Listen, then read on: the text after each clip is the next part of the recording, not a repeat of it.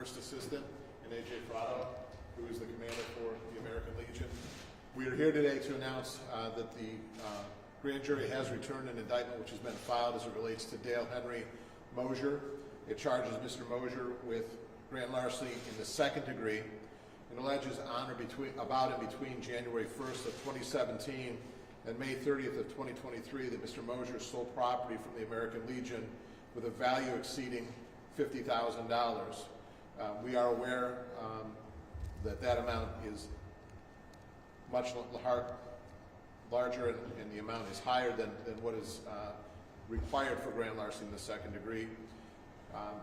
And we are here because we want the county and we want our veterans to know of our unwavering commitment to your service and to recognizing your service. And the reason we're here and able to do this is for your sacrifice. Stealing from a service group such as this, from our veterans, is something that will not be tolerated and will not go unpunished. There will be accountability, and that's why we're here today. This is the result of an investigation with the Ontario County Sheriff's Department, and unfortunately, Sheriff Sorrentino couldn't be here today, but he did send us a statement of his sentiments. The members of the Sheriff's Office stand with the Geneva community and members of the American Legion Post 396 in seeking justice for the massive theft incurred at the hands of Mr. Mosier. My continued thanks to Commander A.J. Frado for bringing the financial irregularities to law enforcement, Investigator Douglas Smith from the Sheriff's Office, and Investigator Smith for his extensive investigation into the case that spanned a year, and finally to First Assistant District Attorney Kelly Wolford for seeking justice that fits the magnitude of this crime. Despite this tremendous financial loss, members of Legion Post 396 have banded together, working to recover from this loss, all the while continuing to serve our veterans and community as a whole.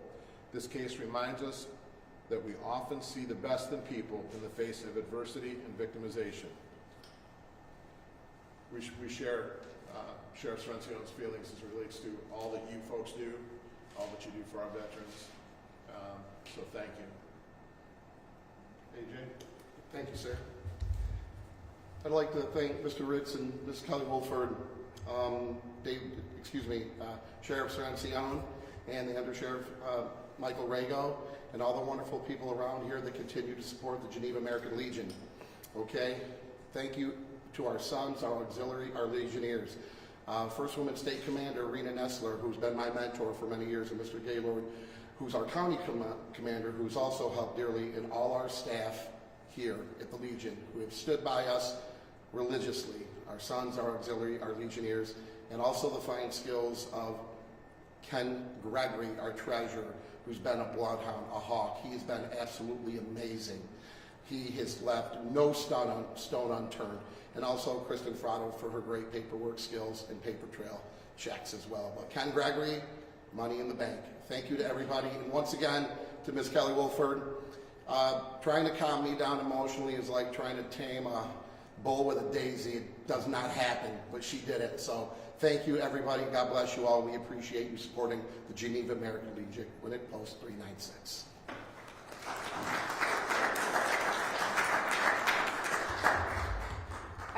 I can take questions. We're still at the beginning stages of the felony part of this prosecution, but if you have any questions, I can take them not only from reporters, but I can take them from any of the Legion members who are present here today.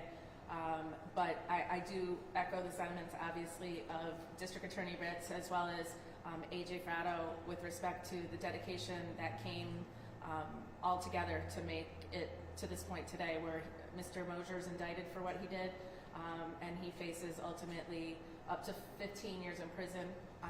It remains to be seen what happens going forward, but a lot of work went into this from both the Sheriff's Office and the Legion itself before it even got to me. So I'd like to just extend my thank you and patience to AJ. AJ was very patient with us as we went through this process, and I know for Legionnaires it's been a very long process, and it has been a long process, but we are committed to seeking justice and getting justice for the Legion, and we're in this beautiful building, but I know this building isn't where your hearts are. So I know that at some point in time, I hope we see the justice that you all deserve for what happened, going back as far as 2017, but likely before.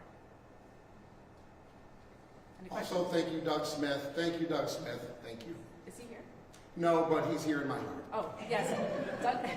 Doug Smith was the investigator for the sheriff's office, and he did a fantastic job pulling this case together. We've kind of known about this for a long time. What took so long? What was the process? Right, so he did get arrested last spring, and the process just, it takes time in local criminal court as well as once it gets what we call waived to the grand jury. It takes some time for us to determine whether or not the case needs to go to grand jury or whether we'll be able to resolve it. It just took some time to get to this point, in addition to the fact that there was a lot of records that were produced, both by subpoena and from internally from the Legion. So just going through all those records, make sure we had the case together before we went to grand jury. Was there ever conversations with his attorney about making a deal in this case? Or not? I can't talk about whether or not there was any plea negotiations, but his attorney and I have obviously talked throughout the course of the proceedings. But I can't discuss whether or not there was any effort to dispose of the case with a plea. Is there any date on arraignment yet, or has that already happened? No, it hasn't happened yet. April 17th at 9:30 with Judge Argento. That will be in the Ontario County Courthouse. I think somebody mentioned property. Was there property in addition to funding? This entire indictment talks about cash. In some way or shape or form, obtaining cash that was not his from the Legion accounts. Do you know where that money was used for? I can't get into the details necessarily of what it was used for, but it was very clear once we went back through the records that it was being used for personal use. And just so it's clear, this is a grand larceny in the second degree, but it's not one theft on one day. This theft is lots of little thefts over the course of a period of time that ultimately resulted in a theft of over $100,000. Can you talk about how those little thefts took place and how was it done? I can't get into the specifics of the evidence at this point, but I can say that we are able to specify that it was done by Dale Mosier. I'm sorry? It was Dale Mosier who was committing the offenses over the period of time. I have one more question. Sure. Originally I thought it was $100,000 we were talking about, but we're talking $50,000. So the charge in the indictment, it says in excess of $50,000 Okay. because grand larceny in the second degree just requires it be over $50,000. I see. We didn't put in the specific amount in the indictment because we typically don't. The next stage is $500,000. So for us to go from grand larceny second to grand larceny first, we're between that $50,000 and $500,000. AJ, this amount of money is big for the American Legion. I mean, what kind of impact did this make? It's incredibly crucial. I mean, we live and die by every fish fry, to be honest with you, and the handful of supporters and volunteers that we have. And let's face it, none of us are getting any younger. So we're really hoping that people realize and understand how important it is to have something like an American Legion that represents veterans, their families, the community, and the children, and being a proud American. That's what it's about. It's not about a banquet hall and a bar. People can come and enjoy it because that's what we want. We want camaraderie. That's what we want. But we want to maintain the traditions. And it's really difficult to do that when you got people stealing from you, especially your own kind. It's not my kind. But we'll do it. We'll get it done. I didn't mean to interrupt. Go ahead. I had a question for you. As you know, you sold the Legion property to a developer. It was a significant amount of money. Does this money come from that pile that you guys got from that sale? I can either confirm or deny. I'll stick with the assistant DA on that one, to be honest, sir. That's the best I can do. Sorry. It just comes from, you say it just comes from Legion Fund, simple as that. Roger that. How does the Legion feel about one of their own? He was your leader for a long time. Is there, do you ever, what are the feelings of the folks that maybe having that happen from one of their own? Well, to simplify, the best way I can put it is there's a lot of hardworking people that volunteer their time and their heart into this. Not just veterans, the sons in the auxiliary as well. And there are sons and auxiliary members that put their heart and soul into what they did, what their fathers did, their grandfathers, their mothers, and their grandmothers, and so on and so forth. And so there's a lot of love and a lot of tradition there. And when that is stolen, it's not just about dollars and cents. It's not about monetary value. It's of the heart, it's of the soul. And that's what was taken, the soul. And those of us that are still here, our goal is to bring that all back. No, can we get back what we had on Seneca Lake?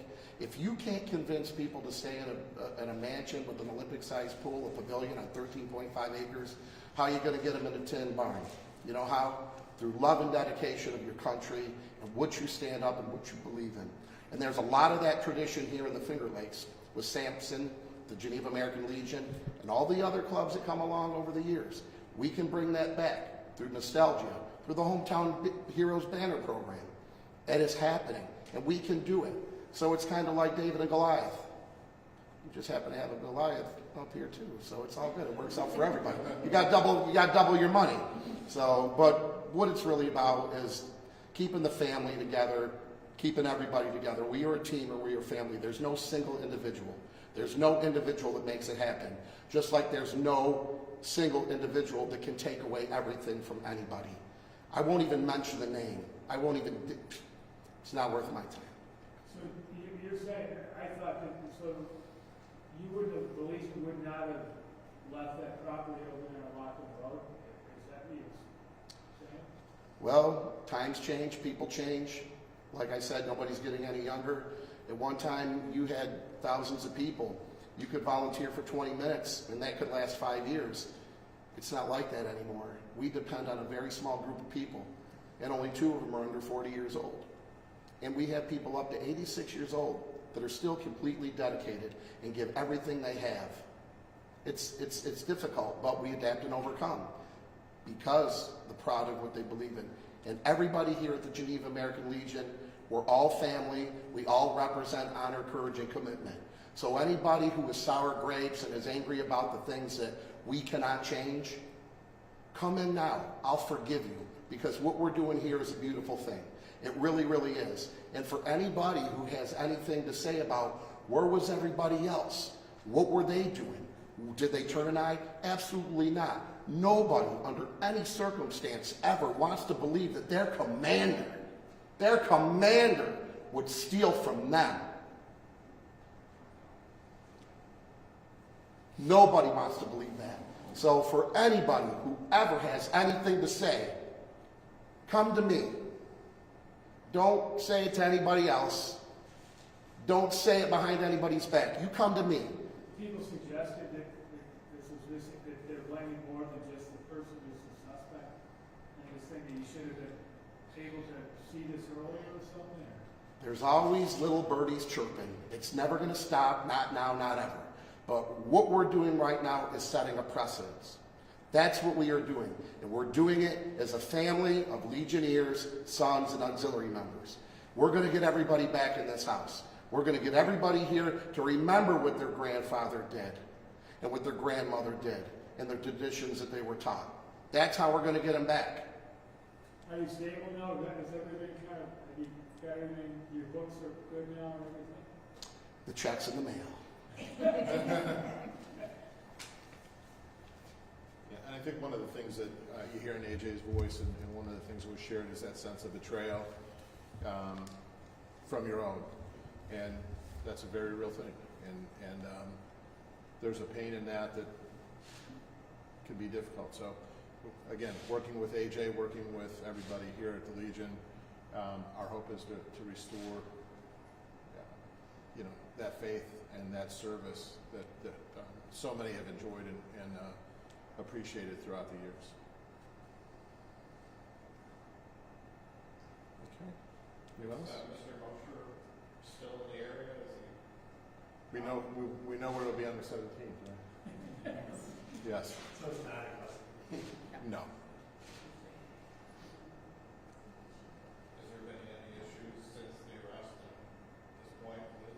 Nothing that raises any concerns at this point. I'll just add, just for everybody's understanding, when the indictment, when he's arraigned on the indictment, it is a serious charge. However, under our bail laws, bail will not be able to be set in this case. He'll have to be released on his own recognizance. It's not a bail eligible offense. So, despite the fact that he faces prison, if convicted, under our laws as they stand, he will be released and remain at large during the pendency of this indictment.